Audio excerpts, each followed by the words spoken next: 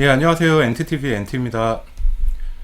예, 이번 영상은 10월장의 대응 전략을 짧게 올려보려고 하고요. 오늘은 9월 20일 일요일이고 지금은 밤 10시가 이제 되어가고 있습니다. 주말 동안 날씨가 굉장히 좋아서 나들이를 좀 다녀오신 분들도 있을 것 같고요. 또 여전히 코로나 때문에 움직임이 좀 제한적인지라서 이렇게 좋은 날씨를 그냥 바라만 보면서 있었던 분들도 계시겠죠. 저도 저는 이제 주식 투자 주식쟁이다 보니까 주말에 굉장히 여러 가지 분석을 해보고 10월 시장 대응 전략을 짜는데 집중하면서 보냈습니다. 그래서 결론부터 말씀을 드리자면 10월장의 불확실성을 대비하자 이고요. 그 말인즉슨 시장이 불확실할 가능성이 굉장히 높기 때문에 역시 현금화를 앞으로 해 나가야겠다라는 결론을 일단 맺어놨습니다. 우리가 9월은 이제 내일 장이 다시 재개되면 9월 다음 주 5거래일과 그 차주의 이틀 그리고 30일 9월 말일부터는 추석 연휴에 돌입하죠. 그러고 나면 10월 둘째 주가 될 텐데 10월 둘째 주가 되면 그때부터는 미 대선 영향력 아래에 직접적으로 놓이기 시작합니다. 11월 3일이 미 대선 투표일이기 선거인단 투표일이기 때문에 10월 중순, 10월 말 한 셋째 주 이렇게 들어서게 되면 그걸로 인한 시장의 노이즈가 굉장히 많이 나오기 시작할 거예요. 그러면 시장은 증시는 굉장히 불안한 상황이 될 것이고 아마도 이번 9월보다 오히려 10월 장의 변동성이 훨씬 커질 수 있다. 그쪽에 좀 무게를 두었고요. 우리가 9월 장은 최근에 들어오신 분들은 요 하락장도 굉장히 아프시겠지만 사실 9월은 그렇게 크게 조정이 깊지 않았어요. 지난 8월에 이미 우리 국내 증시가 2차 확산에 대한 우려감으로 좀 조정을 보였기 때문에 다행히 8월에 이미 좀 주사를 맞아놔서 9월은 미증시의 그 큰 조정에도 불구하고 우리 증시는 꿋꿋이 잘 버텨주고 있는 중이다 라고 봅니다. 예. 일단 아마 이제 좀 우려들이 많으시겠죠. 아무래도 지금도 크게 뭐 이때부터 투자를 해오신 분들은 이미 수익률이 담보가 되어 있기 때문에 설사 여기서 좀 조정이 나와도 견뎌낼 수도 있겠죠.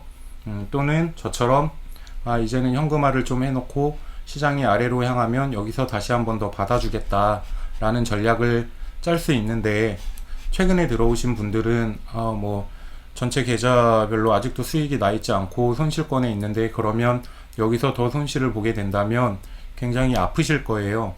그러면 이 전략들을 미리 내가 생각해 놓고 대응하지 않는다면 본능에 그냥 맡겨 놓으면 아마 대응을 하기가 훨씬 어려우실 겁니다. 그렇게 된다면 정말 최악의 경우에는 큰 손실을 막고 손절로 이어지는 결과가 나올 수 있기 때문에 지금부터 계속 10월 장에 대한 전략을 짜 놓으시고 나의 계획이 내가 시장을 예측할 수는 없어요.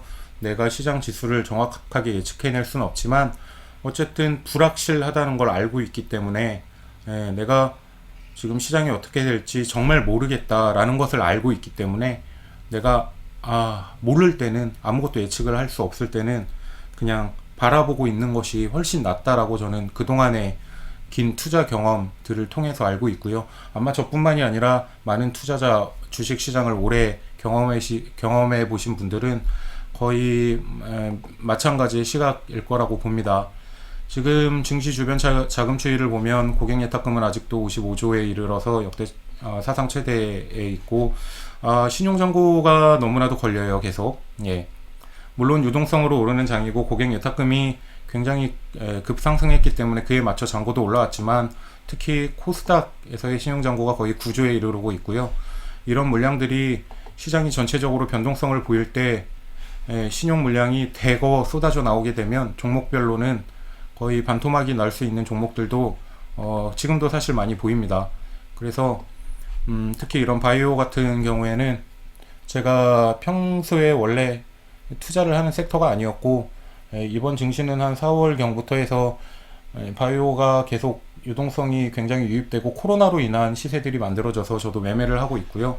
뭐 대표적으로 제넥신 같은 경우에는 제가 한 5월, 6월부터 진입을 해서 지금 큰 수익률을 맛보고는 있지만 지금 시점에서 들어오기에는 너무나도 리스크가 크기 때문에 시세를 더 줄 수도 있지만 여기서 아래를 향하게 되면 얼마나 더 급락이 나올지 우리가 예측하기가 굉장히 까다로운 영역이고 바이오가 전부 다 그렇습니다. 그나마 이 정도가 되면 그래도 백신에 대한 기대감이나 이런 것들이 있는데 그냥 단순히 그냥 유동성만 붙어서 마치 도박처럼 올라온 종목들이 상당히 많기 때문에 경계를 10월에는 특히 많이 해야 되는 섹터이다라고 보고요. 또 이런 그린뉴딜 관련 섹터도 최근에 굉장히 급등했죠. 대부분 너무 급등해 있는 상태에 있는데 이런 자리에서 마구 쫓아 들어가다 보면 특히 두 후보 미 대선에 따른 결과에 굉장히 큰 영향을 받는 산업이기 때문에 만약에 우리가 예상한 대로 되지 않으면 지금부터도 이 고점 대비해서 반토막이 충분히 날 수 있는 섹터입니다. 그래서 저는 이런 풍력을 다음 장기 투자 한 2, 3년, 4, 5년, 길게 한 3, 4년, 뭐 5년 이렇게 이어나갈 수 있는 섹터로 보고 관심을 굉장히 두고 있는데 공부를 많이 하고 있어요. 이런 세아제강, 스페코, 뭐 상강 M&T 마찬가지고요. 두산중공업도 마찬가지인데 그럼에도 불구하고 우리가 변동성이 한번 나올 수 있으면 내가 그걸 저점에서 들어가 주는 게 내 수익을 차후의 수익을 극대화할 수 있는 전략이라고 생각하기 때문에요.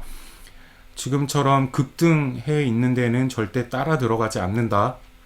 그래서 계속 매수 시점을 뒤로 늦춰놓고 있습니다. 훨씬 내가 10월, 11월에 훨씬 싼 가격에 지금보다 싼 가격에 살 수 있을 거라는 생각이 들기 때문에 들어가지 않고요.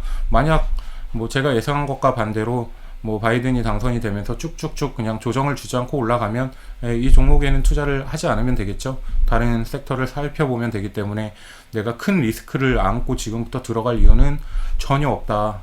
그렇게 투자를 하면 나중에 무조건 손실을 맛보게 될 확률이 너무나도 높기 때문에 들어가지 않습니다. 아직 뭐 시세를 끝까지 꽃피우지 못한 섹터들이 있어요. 우리 증시가 10월까지 이제 9월 남은 9월과 10월 한 초중순까지 제 예상에는 요 21선 아직 채 닿지 않았기 때문에 한 870포인트까지 열어두면서 코스닥은 좀 대응을 해보고 여기서 박스권 정도가 나올 것 같거든요. 그 와중에 섹터별로는 또 아직도 강한 시세가 남은 종목들이 아직 있다고 봅니다. 그래서 그렇게 시세를 크게 한번 열어줄 때는 거기서는 이제 더 이상 따라 들어가지 않고 현금화에 집중해서 내가 이제 수익을 극대화해 온 것들을 익절하고 현금 비중을 점점 늘려서 좀 시장을 관망하면서 내가 이제 다음에 투자할 종목들이 내가 원하는 가격 그리고 시장의 분위기를 살펴보면서 이 정도면 이제 급락세가 좀 진정되었구나 라는 생각이 들 때쯤에 그쯤에 다시 현금 투입을 해서 다음 단계로 이제 넘어가는 그런 투자 전략을 짜고 있습니다. 아마 3월 이후부터 나온 지금 대세 상승장의 제1 상승장이라고 해야 될까요? 이 큰 굉장히 유동성으로 올라온 장이 이제 좀 어느 정도 마감 단락이 좀 되지 않을까 이번 10월을 계기로 저는 그렇게 봐요. 주말 동안 다른 투자자분들이나 뭐 여러 가지 시장의 지표들 그리고 이런 것들을 살펴봤는데 제가 그렇게 생각하는 거에 조금 더 확신이라는 말을 사실 좋아하진 않지만 조금 더 제가 10월장을 바라보는데 뭐 그 전까지는 뭐 50대 50이었다면 한 30대 70, 4대 6, 3대 7 정도가 될 정도로 조금 더 저는 현금화를 하는데 집중하자로 기울어 있는 상황입니다. 아직 9월장이 7거래일 남았고 10월 초까지 추석 끝나고 초까지 바라보면서 현금화를 조금 내가 생각한 것보다 더 할 수도 있고요. 뭐 현금을 100%를 줄 수도 있습니다. 경우에 따라서는. 그래서 지금 들어오신 분들은 이제 고민이 많아지실 텐데 내가 뭐 그동안 여기서 수익을 지금 많이 쌓아놓으신 분들은 그런 투자자분들은 지금 어느 때라도 수익 실현을 하고 나오시면 되기 때문에 대응하기가 훨씬 그래도 용이하실 거예요. 그 한 가지 당부드리는 건 나는 개인은 항상 개인뿐만이 아니라 모든 투자자가 시장의 고점에서 매도를 할 수 없습니다. 내가 딱 꼭지에서 팔고 나올 수는 없어요.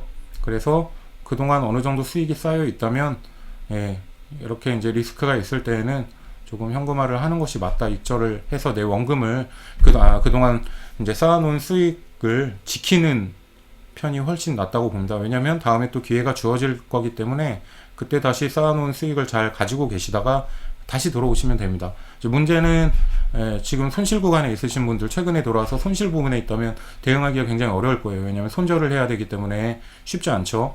하지만 저는 그런 분들께도 주식은 앞으로도 계속 할 수 있고 투자는 언제나 할 수 있습니다. 그런데 내가 만약에 지금 원금을 막 반토막 30% 원금에서 이렇게 잃게 되면 다음 장에서 이걸 이어나가기가 쉽지 않고 회복시키기가 정말 어렵기 때문에 예, 대응을 정말 잘 하셔야 됩니다. 내가 이렇게 미리 장을 예상하고 그에 맞춰서 내가 대응 전략을 딱 마음 먹어두지 않으면 어떻게 하겠다 무조건 이 마음을 먹어놓지 않으면 막상 폭락이 막 나오게 되면 이 손이 안 움직이거든요. 예, 심지어 저도 이렇게 다짐을 해놔도 막상 다음 주 내일 당장 아침에 뭐 마이너스 10%가 나오면 매도 버튼이 잘 안 나갑니다. 이게 누구나 다 그래요. 그런데 하물며 저도 그렇고 그런 투자자분들도 그런데 시장에 이제 갓 들어오신 분들은 거의 대응을 할 수가 없으세요. 그러다가 대응을 할 수 있는 영역이 되면 이런 시점이거든요. 예, 이렇게 막 언론과 모든 주변에서 이제 막 비관적인 전망을 쏟아놓을 때 손절을 하게 되고 나중에 지나고 보면 그 시점은 손절을 할 때가 아니라 오히려 사야 될 때. 그러니까 한 이런 시점에서는 매도를 못 한단 말이죠.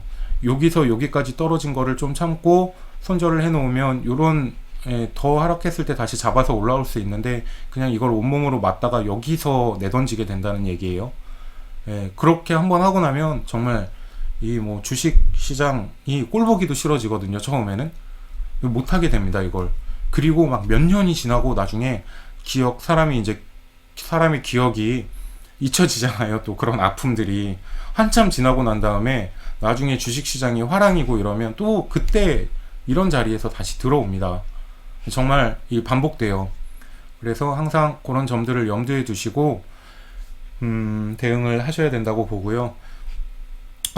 당장 뭐 내 원금이 좀 손해가 나고 이런 것들이 아프시겠지만 주식을 투자하다 보면 누구나 겪어야 되는 과정 중이고요. 그런 과정 속에서 내가 이제 경험을 차곡차곡 쌓아나가다 보면 미래에 훨씬 더 큰 수익으로 보답이 되기 때문에 그렇다고 해서 너무 좌절하실 필요는 없고 또 오해하실 수 있는데 제가 그렇다고 지금 바로 장이 이제 여기서부터 끝입니다 라고 하는 건 아닙니다. 저는 굉장히 강세론자였어요. 계속 5월, 6월, 7월, 8월 계속 강세론자였고요.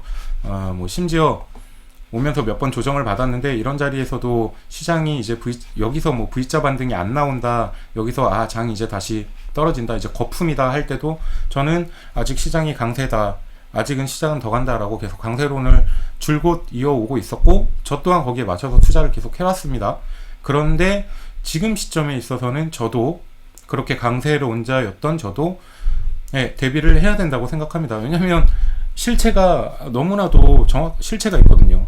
미국 대선 이거는 내가 혼자 피할 수 있는 게 아니고 이 시장에 참여하고 있는 모든 투자자라면 다 같이 겪어야 하는 일이기 때문에 이런 리스크는 일단 피하고 보자. 이게 뭐 계속 올라갈지 내려갈지 모르겠지만 너무 불확실하기 때문에 좀 현금을 손에 쥐고 좀 보자. 그러다가 저가에 살 수 있는 기회가 온다면 그때 다시 재진입을 하자 라고 주말 동안 여러가지 뭐 기술적 지표나 뭐 심리 지표, 사실 지금 자리가 어떻게 보면 좀 버블인 게 사실이에요. 특정 섹터들이 이미 버블권 영역에 들어와 있기 때문에 아까 말씀드린 뭐 바이오 섹터 같은 경우에는 이건 누가 뭐래도 버블입니다. 버블이기 때문에 무너지게 되면 너무나도 뼈아픈 손실을 온몸으로 견뎌야 되기 때문에요. 심리 지표들을 보면서 지금 개인들이 어떤 생각을 하는가로 봤을 때는